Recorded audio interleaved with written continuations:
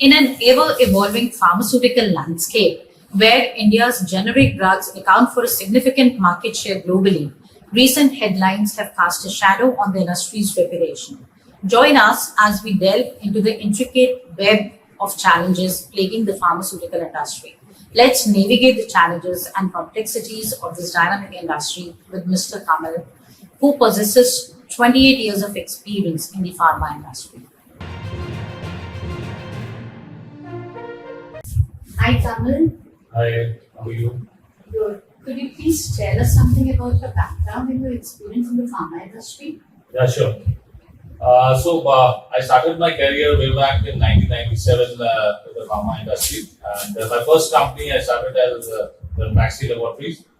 I started from the ground level as a field representative, and I got elevation, the first elevation in the year 2001. That was as the post of an area manager, and I worked almost for 7.5 years at that level. And 2008 was my next elevation in the vaccine itself as a regional head. I was covering the western part of UP and Uttaranchal, and followed by that I got elevated again as a zonal head in 2014 in Ranbaxy itself. And post that, I changed my company from Ranbaxy. I switched over to Alchem as a zonal head once again, covering the entire north of the country. And almost after working for 3 years with Alchem, I switched over to Cipla. And followed by Cipla, currently I am working with Lupin again as a DGM for North India, and I cover the Gujarat part of the country as well. So my career spans almost for close to 26 plus years now, since 97. It will be 27th year I am in this industry. So that's very impressive. What kept you motivated to go on in the pharma industry? Frankly speaking, pharma industry, from the day one when I joined this industry, the thing which initially motivated me was definitely that my customers were more educated than what I was. I was meeting all the doctors across the specialties. That definitely kept me charged, meeting white collar people, coming and talking to them, pressing upon them our product range, convincing them. And when I grew up the ladder, I used to accompany my team members. With them, I used to have discussions along with the doctors, try to solve their query. So this definitely kept on motivating me as far as the overall atmosphere was concerned. And secondly, nevertheless, it was the important aspect was that indirectly I was serving people, because that was an important part which kept me charged up also. Apart from the atmosphere of the industry, the people whom I interacted with were ultimately serving the sick patients. And that was something which always gave me a kick as far as my work culture is concerned.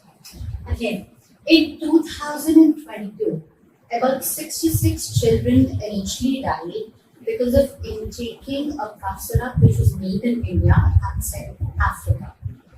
What do you have to say about it? That was really a very unfortunate incident to happen. I read across that, and I had quite a bit of detailed information about that. Actually, to be very frank again, the Indian pharma regulatory authorities definitely have a lot of work more to do. Although there have been very stringent laws as far as pharmacovigilance is concerned, pharma industry checkpoints are concerned. But there are many smaller companies which keep on mushrooming day in and day out in the country. And definitely the government needs to be a little more stringent as far as the regulatory laws and passing of any products which are especially being considered for exports. Nevertheless, either it is export or import, the quality standards have to be topmost. And India being such a big hub for pharma market, and there are the last record that I recall, more than 8,000 companies were there, registered pharma companies were there in India, and smaller companies with one or two products, they find a good market outside, because the product patent and the process patent laws are different in the international market and the Indian market. So because of that, they get into a different process, they follow a different process and get the product patented outside also. And products which are off-patented outside in the globe, the Indian companies have a fair bit of advantage as far as cost is concerned, and they happen to get an approval. And somewhere there, I think the basic quality parameters get compromised, and these are certain things which need to be very, very stringent, and it has to be a zero tolerance as far as my understanding. And it was really an unfortunate incident, and that gave a bad name to the country as well. Do you think these companies are falsifying their data to get the approval from the FDA?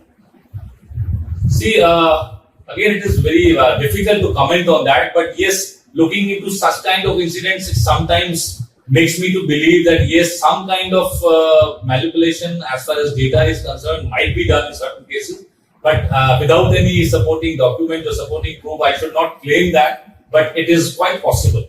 Because this industry, again, like any other industry, there are a lot of shortcuts which are available, and there is issues which can be there in any kind of industry for that matter, such kind of industries where falsifying of data is on. But yes, that is what in my earlier question that you asked me, I mentioned that there has to be a very, very stringent law, that the punishment has to be absolutely brutal as far as this kind of acts are concerned. Okay, so in Jammu and Kashmir, again, 17 children died because of inhaling a cough syrup that was made by digital vision. So again, from your perspective, the punishment should be stringent to ensure that these incidents do not happen and the lives don't get taken away because of unethical practices.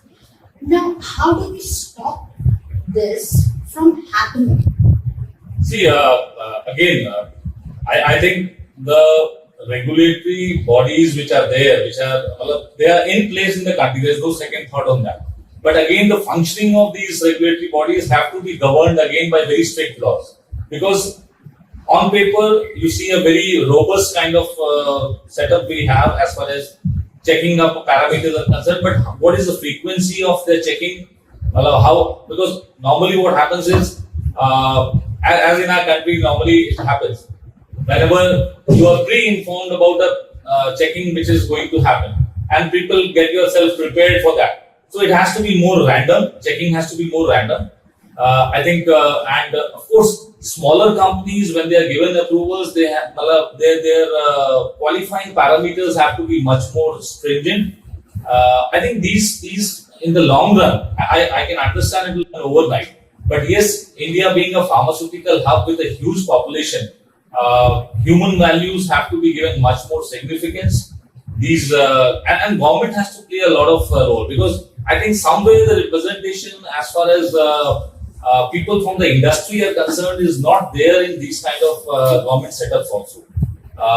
This is my personal opinion, but yes, I feel that they are governed. These kind of bodies in the government are governed by people from different fields. So people from the medical fraternity more needs to be involved in these kind of setups, so that they understand the basic challenges which are there. They have the in-ground experience of what kind of challenges could be, or what kind of parameters have to be looked into.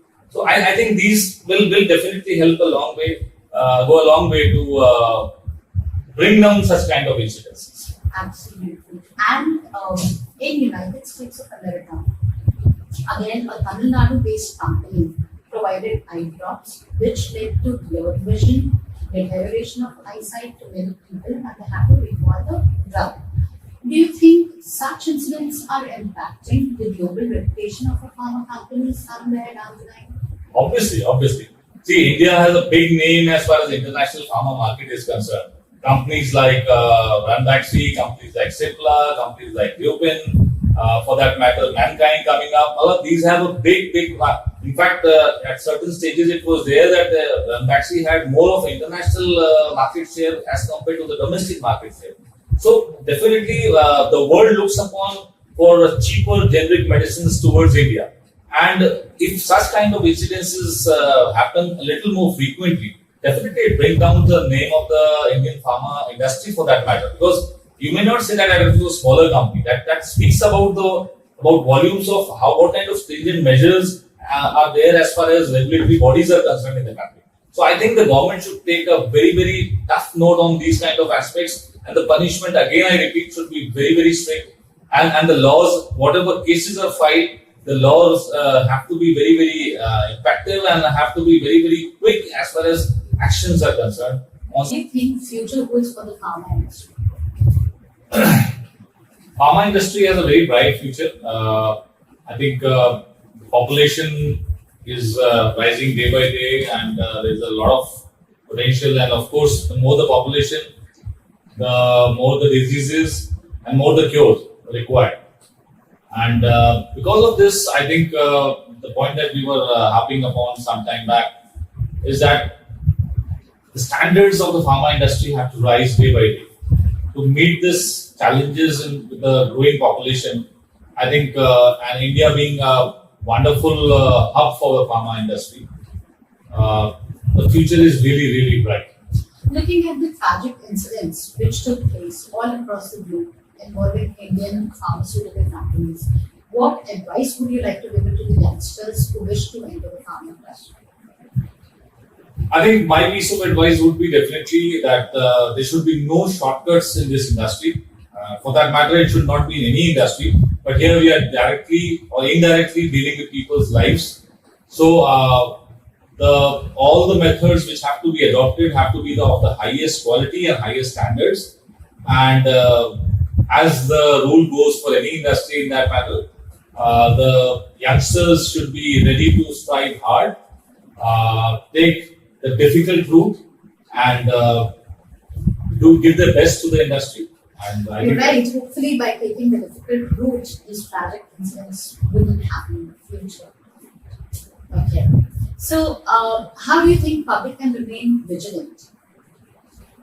See, I think a very important question again. The public also, because we always expect a lot from the government side and from the industry people. The general public also needs to be very, very aware as kind of once they are visiting a chemist shop for that matter, they have to be very vigilant as far as taking a prescription bill is concerned. We should always stress upon that. That makes the pharma guy or the chemist guy also very, very particular that yes, he's buying medicines from a genuine source. Because again, it's a cycle. See, a spurious drug once it comes out from the industry or from the factory, it definitely is sold to the non-billable route. So normally they follow the shortcut method. And such kind of medicines again go and have a chance to spoil the people's health. So they should, the first point of the cycle should not be allowed to complete in a wrong way. So the chemists should be always impressed upon to give a bill for that matter. They have to check the expiries and the manufacturing dates of the medicines for that matter.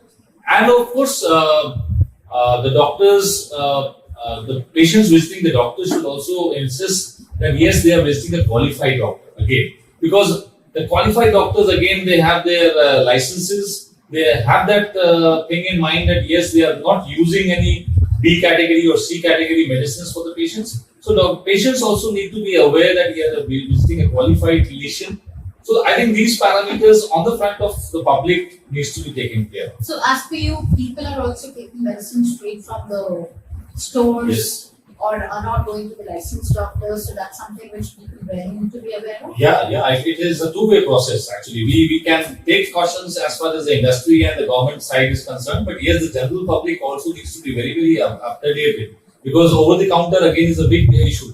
There are a lot of pharmacists which are actually renting out their licenses to the chemist owners, and they are not actually qualified people. They do not know what kind of medicine is actually required.